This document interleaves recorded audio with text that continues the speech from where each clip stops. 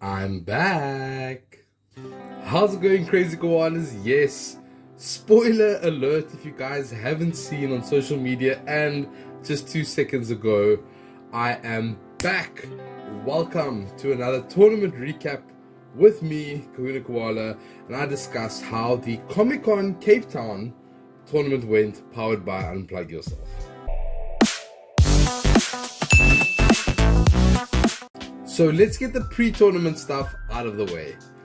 What did I play? I don't know if it comes to as a surprise to anybody, but I've played none other than God of War EX. Now, two reasons why it shouldn't come as a surprise. One, I am a huge God of War fan.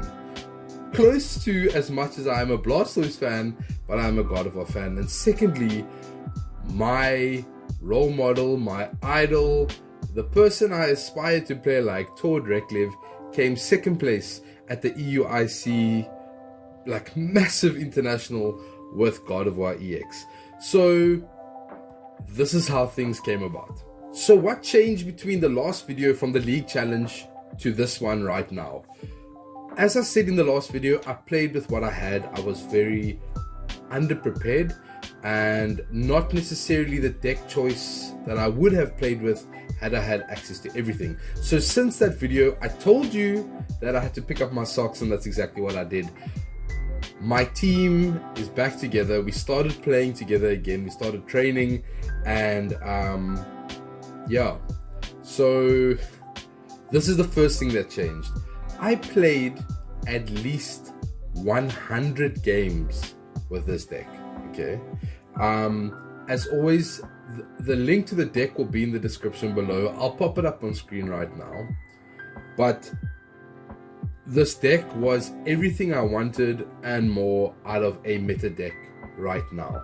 So why I chose to play with this deck can go two ways. This deck can either be extremely aggressive, or it can go mid-range and play a little bit of War of Attrition over time, and we are able to get some later value out of the deck as the game progresses. So that is meta gold, right? That is what every deck aspires to be, something that can get off the block very quickly, but if you're playing against a deck that does the same, something that can take a hit and retaliate later on. So my training partners and I put quite a lot of time into playtesting. I stuck to one deck throughout the playtesting process, except I made one small change, which we'll get to in a bit. So through the extensive testing, be it on Pokemon Live and in person when we were practicing, the deck felt very natural to me. It was something that I'm used to playing with. It's an archetype that I have great familiarity with, something that felt like home, and that's the reason why I stuck to my choice. There was a couple of different builds, and I went with one that was leaning towards the list, bar one small change. So in the play testing, the deck did pretty well against pretty much every matchup. Even the 50-50 matchups, I felt like it was more 60-40. I felt like I had enough tools to pull out what I needed to pull out when I needed to pull it out. So the deck was definitely doing what it was supposed to do. But of course, one deck stood out as a bad matchup, and as it did for Tord in the finals, it was the Arceus Duraludon that played the Alolan Vulpix V-Star. Now that deck is crippling. That card is crippling for this deck. And as Tord explained in his matchup, he used the Ralts with Memory Skip. Pop that up on the screen over here. It's the only attacker in the deck outside of Cresselia that doesn't have any abilities. So the Vulpix is a big threat. The Ralts can get you out. And I decided to do quite a bit of playtesting against that deck in particular. And I can say that 2 nights before the tournament, I had a training session with my training partners, Matthew, Akil. Shout out to you guys, the best training partners in the land, hands down. We've only grown in strides over the years, so guys, just a huge shout out to you guys. I played against Matthew he was playing with Arceus Pteranodon. We played 5 games and I lost all 5. So we went in with the mentality that I knew what to do should I come up against the deck, but also we accepted the loss, right? I said to myself, I'll play the best that I can, but if I come up against the deck, I'll take the L and hopefully I can win the rest of the game. So let's get into the tournament report and I'll break it down round by round how the deck did against each deck throughout the day. So round 1, you guys wanted clips. I have provided clips in this video. I hope you guys appreciate it. Thank you to each and every one of my opponents for allowing me to record a little bit during the game. Obviously not enough to cause a big disruption. So round 1 was against Mew VMAX. There is still plenty of Mew VMAX decks online, and I had tons of practice against Mew VMAX. And also it doesn't help my opponent that I have played with Mew VMAX quite a bit, so it's not a deck that really surprises anybody. You kind of know what it does. The DTE, the double turbo energy version of it that plays the judges in the Path to the Peak, is particularly difficult because of the fact that they would normally Path to the Peak, judge and pass, and that puts me into a bit of a compromising position. I managed to win the game 2-0 pretty convincingly. I can't think of any particular moment in the match that caused me to have any big issues. I know that there was one critical moment in the match that I think I have a video clip of, which should be on screen right now, where I had a damaged Gardevoir and I used the collapsed stadium to take it off the bench. I think that was the play of the match for me, because it allowed me to play a little bit more aggressively and not worry about him catching up with Mew's aggressiveness, right? So yes, round 1 went pretty easily, lots of practice against the deck, 2-0, and round 1 we are up 1 win, 0 losses, we have 3 points in the bag. Round 2, the nightmare. Round 2, I ran into Arceus Pteranodon with Vulpix V-Star. Now, I wasn't going to let it get to my head. I put the rounds in, I did the practice, and this was a 70-30 match in my opponent's favor, right? I knew what I needed to do, but enter the tech card. The tech card was a simple one, something that I don't know if people predicted, but it was this. Ooh, one little escape rope. Now, it was the one thing that did help me out in practice because of the fact that this is the breakdown. So let me bring Vulpix V-Star up on the screen. Its attack essentially says, in a nutshell, that during your opponent's next turn, all Pokemon's attacks that from Pokemon with abilities has no effect on Vulpix. Deals no damage, right? If I remember correctly. You guys can tell me if I'm wrong. And the only way out of it is the Ralts with memory skip, right? We would essentially attach an energy, memory skip that attack, they cannot use that attack again. And also, most importantly in the Arceus matchups, they normally use Arceus's V-Star ability, which allows them to search for any 2 cards. So, best believe they cannot attack with Vulpix that next turn, unless they manage to retreat and switch, or more likely switch and retreat, but that's their way out of it. They would have to loop the Vulpix around to take a KO on the Ralts, and that's the way that you open up the playing field. But Escape Rope got me out of this because if they only have Vulpix in play, Ralts negates the attack and Vulpix can essentially do nothing the next turn. If they have a bench Pokemon, this allows me to do an Escape Rope into a boss's orders play and try and take out that Vulpix in one go, and that eliminates the threat. Now, the first game was very tight, but I managed to pull off the game plan to the T.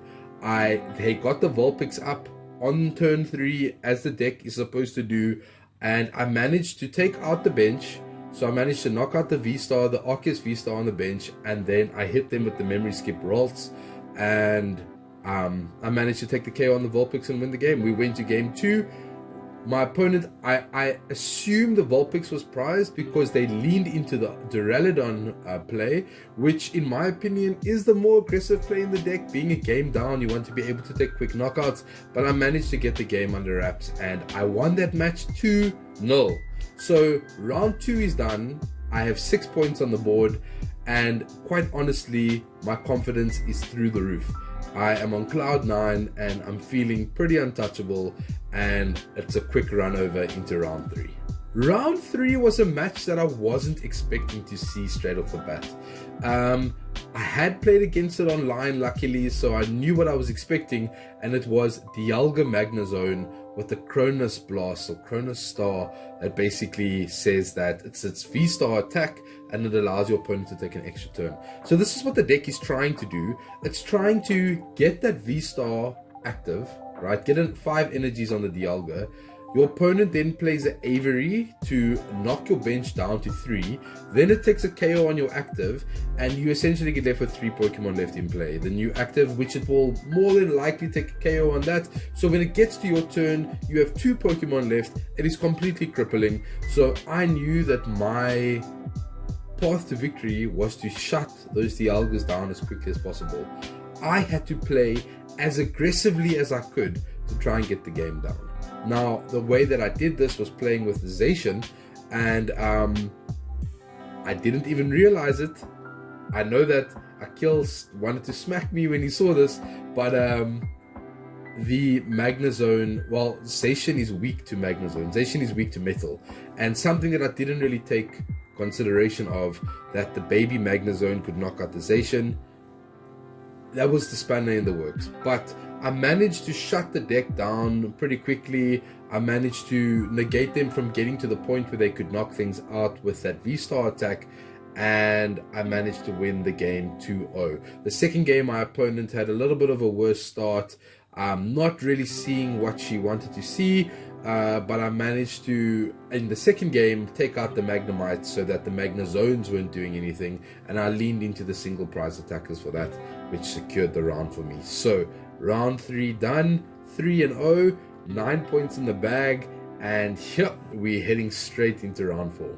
Round 3 is done and dusted, and your boys 3-0. I can't wait to get to the next round. Gonna have a bit of something to eat, and maybe we can take this whole event. Let's go! Round 4 was a bittersweet. There was only one other player who was 3-0, and it was my friend, a good friend of mine from Joburg, Ashley, and she had come down to play in this event, and she was playing Miraidon. Now, disclaimer, Ashley and I spoke about her deck before the event, and I gave her some pretty critical advice that came into play in this match in particular.